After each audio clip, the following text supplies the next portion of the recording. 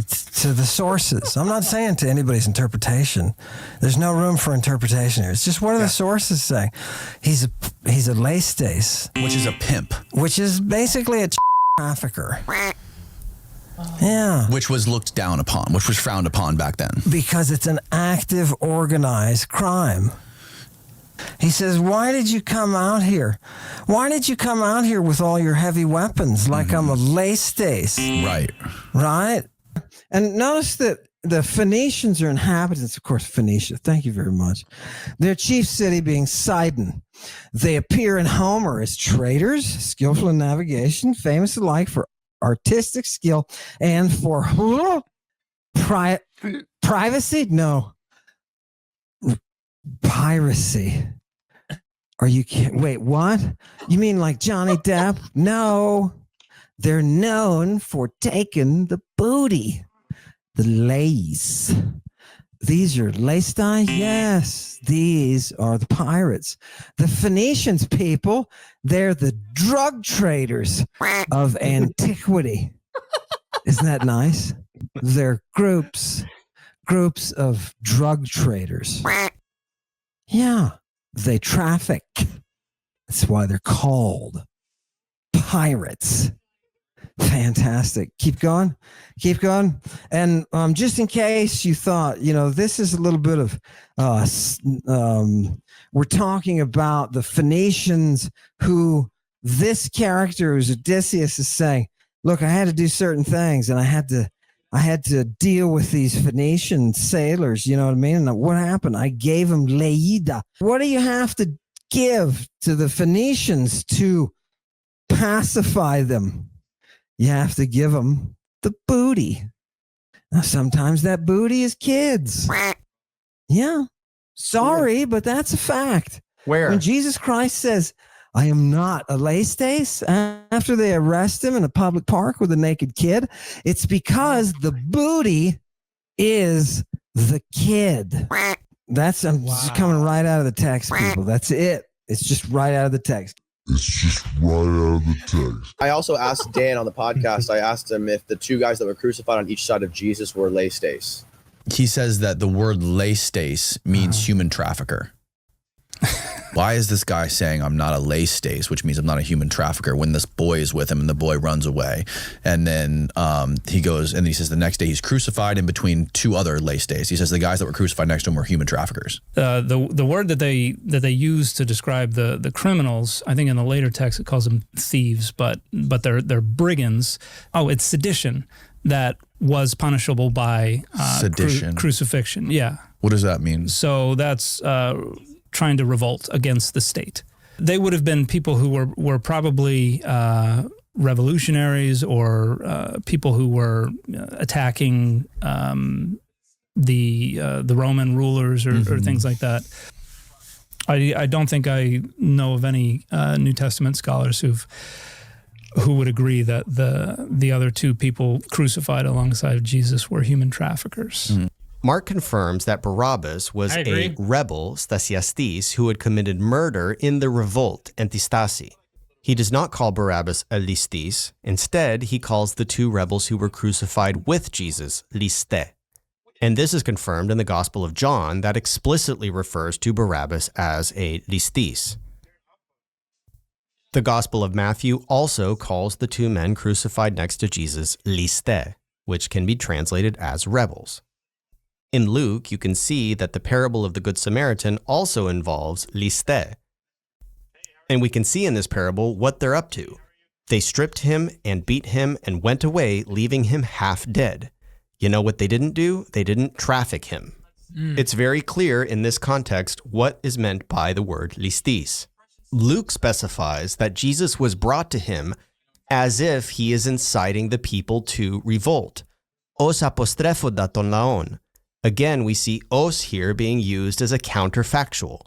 It's as if he were inciting the people to revolt, but in reality, he wasn't, because he says, I have found no basis at all in the case of this man for the charges which you are bringing against him. What were those charges? Inciting the people to revolt. Not sex trafficking. In John 10, Jesus characterizes robbers in the same terms as thieves. So he says, the one who does not enter by the door into the fold of the sheep, but climbs up some other way, he is a thief and a robber. Ekinos kleptis estin ke listis. And then later on, he uses the exact same words in the plural. All those who came before me, prior to me, are thieves and robbers. Klepteisin ke liste. He pulled out a lexicon, a New Testament lexicon, which is it's a different lexicon. Yeah, which is like pulling out a landmine. Imagine if we define the field by if the thieves get to write everything, right? That's basically the New Testament lexicon is. Robber, highwayman, bandit, revolutionary, insurrectionist, guerrilla. So I think that second sense, revolutionary, insurrectionist, that's the kind of sense that could merit crucifixion. Oh, that's not even here. You said... Yeah, where did you find the revolutionary? So I'm looking in what scholars affectionately know as BDAG, which is a Greek-English lexicon of the New Testament and other early Christian literature. So it isolates the usage of these words within early Christian literature to show how they're being used in those contexts. Yeah, but wouldn't that kind of be a biased translation? If Jesus is saying he's not a leistes, they wouldn't want Jesus to be saying he's not a You could tell he's already been predator. trained by Ammon. Yeah. They would want him to be saying he's not a revolutionary. Yeah, so go watch the Cross Bible documentary on lexicography to learn more about the BDAG lexicon. Is the absolute perfect illustration, right? What he's doing by saying, he's picking one of the minor definitions. It shows, number one, they're kindergarten. They don't understand how to use a lexicon. Number two, it shows that they don't have a knowledge of anything outside of their primary core, which is the New Testament. Because the perfect example is you could say, what Ammon is doing is he's picking a very, very, obscure meaning of leistes. And that obscure meaning is a child trafficker, right? Just like they do with the sindone. The bandage that was wrapped on the child's private parts in the Garden of Gethsemane with Jesus Christ in Mark 14 and 51 and 52, that was a garment. And Ammon is saying it's a very specialized bandage. And of course, that's a medical term. So we have an entire document by Lucian that defines what a leistes is. It's if Kipp Davis really wants to get to the reality of the text, he should go read Lucian.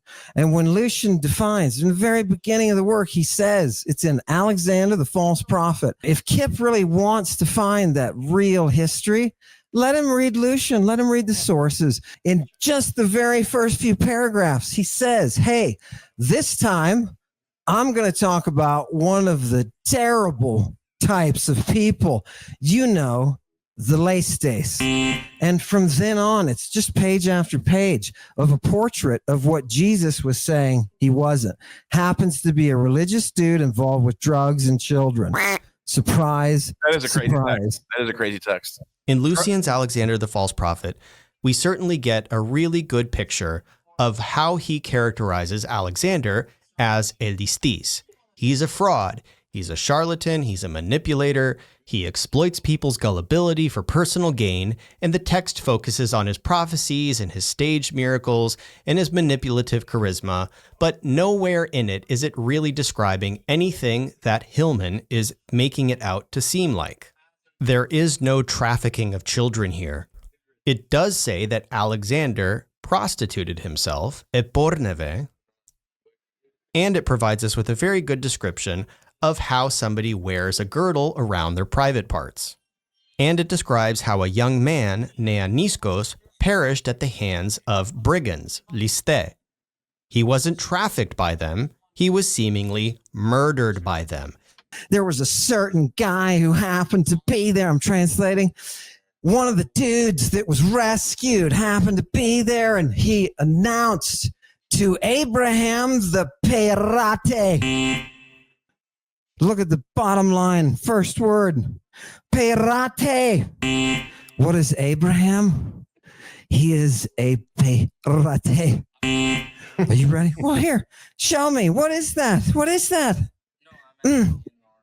Hesychius, thank you for coming up. This is Hesychius. What is that?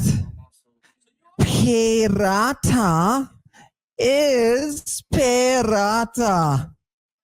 I told you long time ago. This is how Greek works. And the vowels, they'll change from region to region. These are equivalents. Those vowels are only tuning that root. The root is already there. And what is the root? Pirates. The root is, you can find it in the verb from perao. From perao. And this thing, wanderer, immigrant, and look at the spot, second to last line in Genesis is where we're talking about. It says this is the explanation of Ibraios. Yeah, he doesn't even realize. Ibraios. They don't realize. Hebrew. He's an immigrant. Give me the next one. Yeah. What is the verb that is the action that Abraham is doing? To carry beyond the seas for the purpose of selling, to export for sale. What is he exporting? Kitties. Oh, kitties. Children. Oh my God, are you kidding me? Look, keep going. Oh, there he is, marching along, right? We're talking about traders, right? Traders. Pirates. What did Abraham purvey?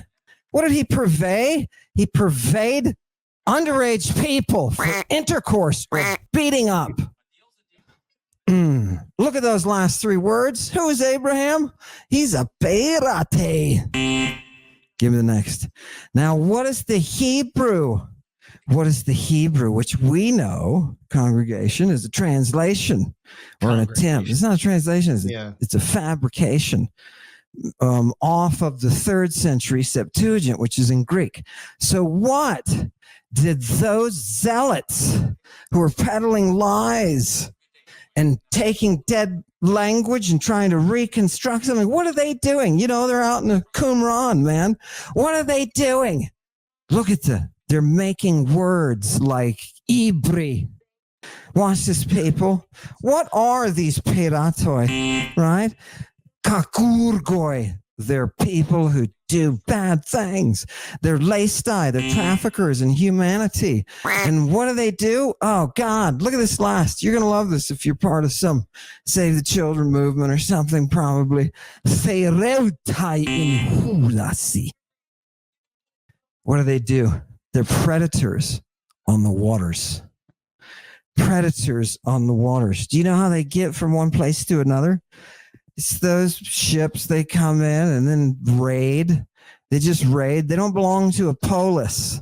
They belong to a gang. They're pirates. Abraham was the head of a gang that traded in children. And I want you to see it in the Greek. This is unmistakably, very simply translated. Abram toi perate. Abraham the trafficker. Congratulations. He made a lot of cash and coin. He made a lot of cash and coin. Let's see what he does. Did we see him getting into ecstasy before? We saw him getting high. The term peratis, wanderer, is derived from the verb perao, to cross or pass through.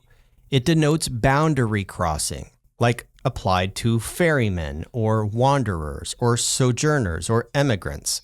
This is clearly reflected in the lexicon when it comes to the LXX usage of peratis to refer to Abraham. Piratis has a different vowel. It comes from pirao, to attempt or attack.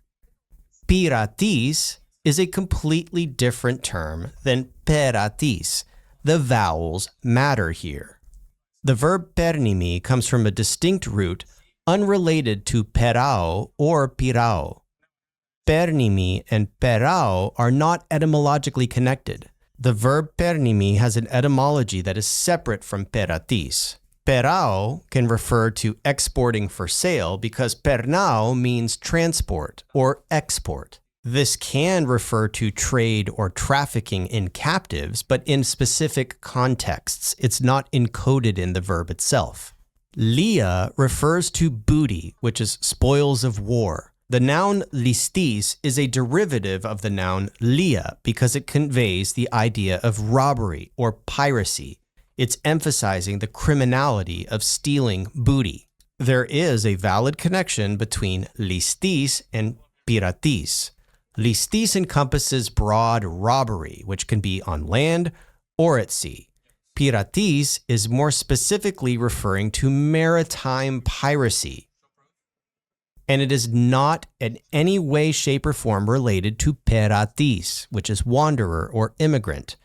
A Greek speaker would understand that these are separate words that are not related simply because they sound similar. The Damn. entries in Hesychius's lexicon make this absolutely clear.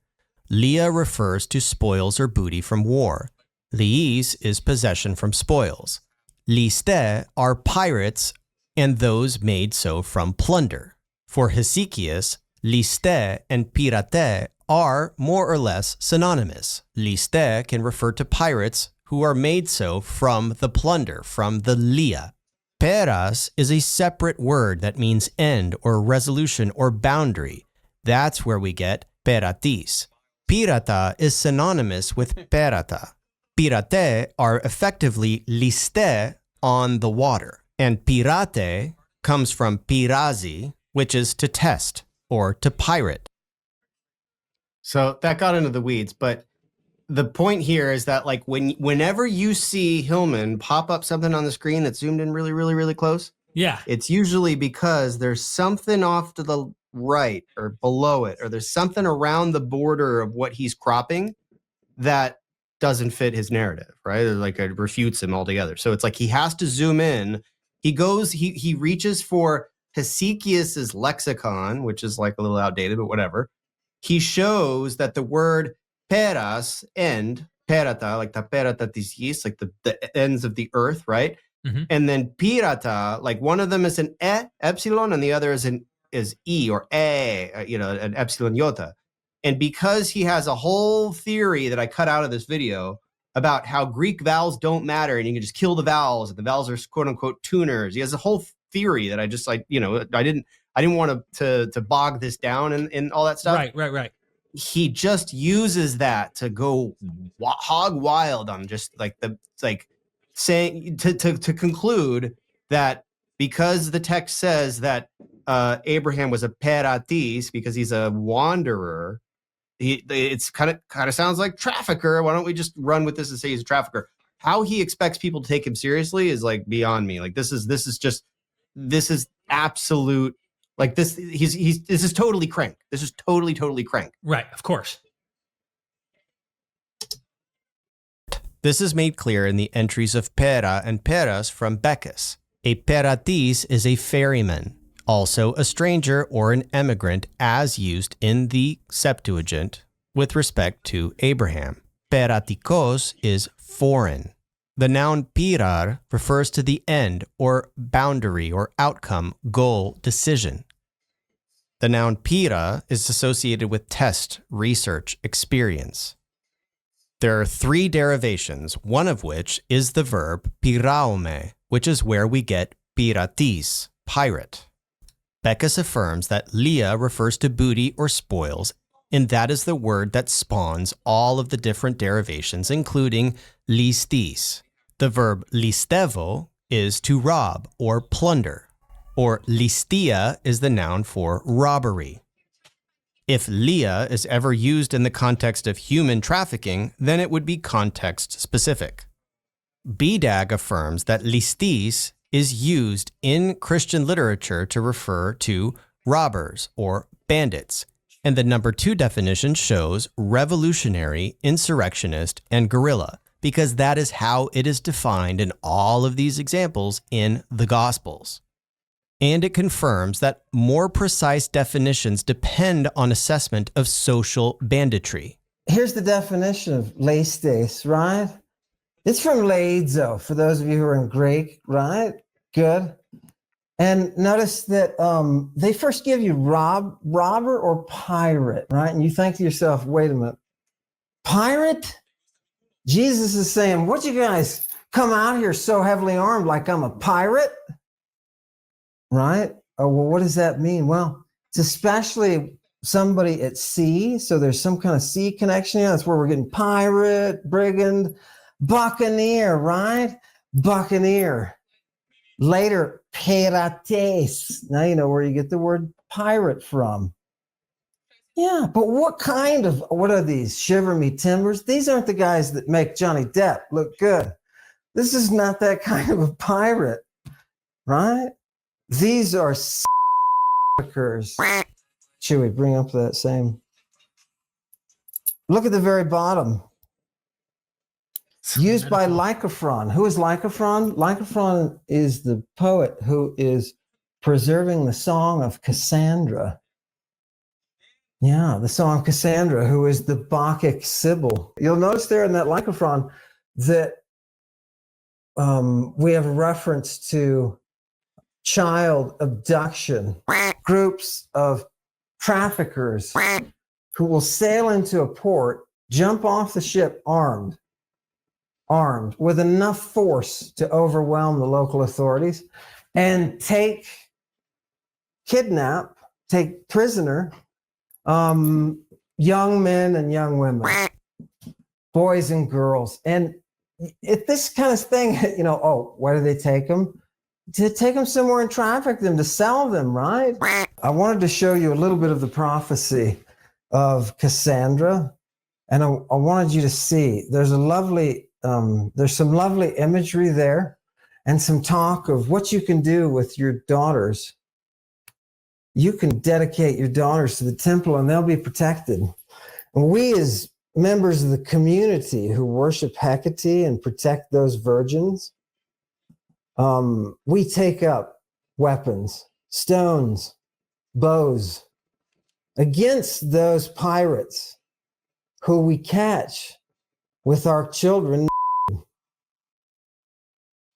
It turns out the chief pirate is the Son of God. The LSJ entry is pointing right here, where Cassandra prophesies the consequences of the crime committed by Ajax the Lesser, describing him as Kypridos listis theas, pirate of the Cyprian goddess.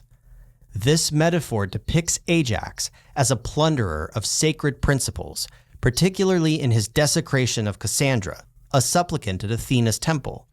Ajax's act offended Aphrodite for violating Cassandra's chastity and disrupting divine laws of love and purity. It also offended Athena for defiling her sanctuary and betraying her role as the protector of supplicants. This hubris led directly to the divine punishment of the Locrian maidens, who were sent as perpetual scapegoats to atone for his sacrilege. There is no human trafficking going on in this text, and listis is used in this text metaphorically, which is backed up by the LSJ. Eustathius is using his own sources from antiquity that nobody else around him is availing themselves of. He says right here, I just wanted to bring it up for you. He says, look, this is the very rise of Greek culture. It comes through the Leistes, comes through Leistea. This is Greek culture. If you don't understand what that is, go find out. For the satanic congregation, That's what I was trying me. to get at. Like, Hear me when I this is Greek talk culture. about the He's all about Hellenes. Know who they Hellenes. are and where they came from. Indo-European. Ha. Eustathius's commentary on the Odyssey distinguishes sea robbers from land robbers. He highlights that Homer's phrase, "they roam over the sea," clarifies that these are pirates, not land-based liste. Eustathius confirmed that plundering was not frowned upon in ancient sources the way it was in his day. He explicitly says that living by warfare and piracy was most noble, and he indicates that the livelihood of the Greeks at this time came from this kind of plundering activity. But he mentions that Aristarchus deemed piracy to be base. And Eustathius explains various associations between Achilles and Athena and brigandry because of their connection to the root liis. I just want to show you quickly. This is the passage that talks about this is Plutarch talking about Julius Caesar when he was 25 years old. He got captured by Lacedai, and what they did to him, they held him for ransom, and then he sailed. As soon as he got the ransom, he sailed away, got a Roman fleet, came back, took him captive, took back all his ransom, and then crucified him, every one of them. But that's what he told him he was going to do when he was being held captive. They held him for 38 days, and he was not a happy camper. Hear the text. Look at the second line. They capture him around the island called Drug Island. And it says he's captured by Peraton. Now you see the word. You say, wait a minute. Ammon, you told me it was Leistes. It is. Just wait. You told me it was Leistes and it's Peraton. This is where we get our word pirate. And at this time that Plutarch is writing this, they're transitioning from a Leistes to a Peraton. They're changing the terminology. Watch. Here it is. Look at the pirates. What is it? It's a brigand. It's a pirate. Look at the last line though, Danny. It says later. It's a later word for a Leistes. And the person, look at the name at the bottom. Ammon. Yes. That is the dude. That is the dude who showed Plutarch exactly what was going on. Linguistically, he's a mathematician and all this kind of stuff. Crazy dude. Right? Okay. Now watch what happens though. You're going to say, wait a minute, Peraton, that's not enough. Give me the last one. Look at this, Danny. Look at the second line. This is in the same passage of Plutarch, and it says, this is in his biography of Julius Caesar. And when is he writing? Right around 110 AD. Right? So he is completely contemporary, Danny, which you pointed out in your interview. He is completely contemporary with the writing of the New Testament. So his terms are the New Testament terms. And you'll see in the second line, who are these pirates? They're Leistas. They're Leistas. And this is where it says Julius Caesar gathers them all up. He gathers them together and he anestauros in them. He crucifies them. In Plutarch's biography of Caesar, we see a clear association between listis and piratis, between brigandry, banditry, robbery, and piracy.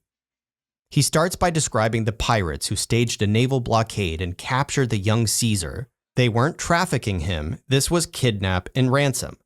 After they secured the ransom and gave Caesar back, they are referred to by Plutarch as liste, brigands. This is a general reference to their criminality because they received the booty or the ransom, litra, for kidnapping Caesar. But then Plutarch conveys the irony that Caesar took the money that they made from the ransom and made that his booty, lion. So in effect, Caesar has become a listis. And then when Caesar crucifies these pirates, he refers to them as liste, because these terms overlap. But it is not referring to human trafficking. We can look to Aristophanes to see how Greeks actually described human traffickers, and we can see that that word is anthropodistis. So in any of these texts, if anybody really wanted to refer to human traffickers, they could simply use that word. The Greeks had a word for that concept. This word occurs in a vice list in 1 Timothy 1:10, anthropodiste, which is translated in the NASB as slave traders. So, Jeez, man. pop quiz, Derek. What's the difference between bandit and pirate? What's the difference between listis and piratis? Well, the pirate. So, in the context we were listening to, are you talking about in Julius Caesar's case, or? Well, look, I realize this is dense, right? And Yeah, it also, you can see that that example from Plutarch, Yeah. from Plutarch's biography of Caesar, is very fascinating. Yeah. And it's something that Danny Jones has gone on to ask a lot of guests about. He's like, what's Right. going on in Plutarch? Because Plutarch seems to indicate that listis is a pirate, and a pirate is a human trafficker. And Jesus is saying he's not a listis, and therefore he's not a human trafficker. And so, and because he's denying it, he must be it. And it's just this merry-go-round. Right. So what's happening, if you go back and replay this and watch it carefully, I show all my sources. I'm not making this up. This is my interpretation of the sources. Listis is used, and Eustathius is commenting on this, that like if you look into Homer and you look in these ancient Greek sources, especially the older ones, they're using the word listis or liste in the plural, lestai, to just describe pirates, to describe people they're robbing. They're getting the booty, which is lia, and so the act of like that's piracy. You're pirating that booty. You're going around and you're attacking people. That comes from the word attack, and you're taking what's theirs and making it yours. You're just you're robbing people. You're a robber. Later on, at some point in the Hellenistic period, is the noun piratis is introduced to mean sea-based robbery, right? This word picks up steam, and sort of there starts to be a bifurcation between the liste, who were the robbers on land, the bandits, and then for the Romans they became like the revolutionaries, the water, and then the pirates were the water robbers, right? The water bandits. And so you can see in Plutarch though that they're still kind of interchangeable, because he initially describes these pirates who are staging a naval blockade. They're 100% sea-based. They kidnap Caesar and ransom him and get money for it. Right. And then they're done. And then when Caesar goes out to go turn the tables and punish them, he refers to the same people that he originally referred to as pirates. He calls them bandits. Right. And he says that the money that they got from ransoming Caesar made that his booty, the lia. And so I think, and this is just my interpretation, I think what Plutarch is doing is he's saying that like basically Caesar was a listis. Like Caesar, not only did he flip the switch and like and pirate his pirates, right? Like the people who kidnapped him, he went against them and he made their money like his booty. He was a listis. In a way, it's not even a derogatory thing when he's reversing the role. It's almost like if we were to tell a story in English and we were saying something like this. These bullies came and bullied the shit out of this kid or this guy. They bullied him really, really bad. The kid went and got his team and came back and bullied the absolute shit out of them. You're not going to interpret it as bad. You're going to go, no, he bullied them back, but righteously. He bullied the bullies. Yeah. He bullied the bullies. Yeah. Context-wise, that's why I was asking you when you were like, well, what's the difference? I'm like, okay, hold on. Which example and what are we actually talking about here? Because then you brought up an actual human trafficking word that's in the Greek. And it's like, dude, like that's legitimately trafficking. And that's trading people in slaves. I mean, there's no sexual like a connotation. modern implication, but yeah. But that was the example. Those were the key examples that he's showing only in Greek. I'm showing them in Greek and English because I got nothing to hide and he has something to hide. Right. And that's the one. Like, if I don't get a chance to discuss this with Danny Jones later, like, look at that, Danny. Like that's the example that you really, really wanted. That proves that listis is a trafficker. Like it doesn't. Just look at it, read it. You can look it up. I think it's on Perseus Tufts. Nothing special, nothing going on here, nothing to see here. And the island being a drug island, that one comment on that. The name of the island is What's the name of the island again?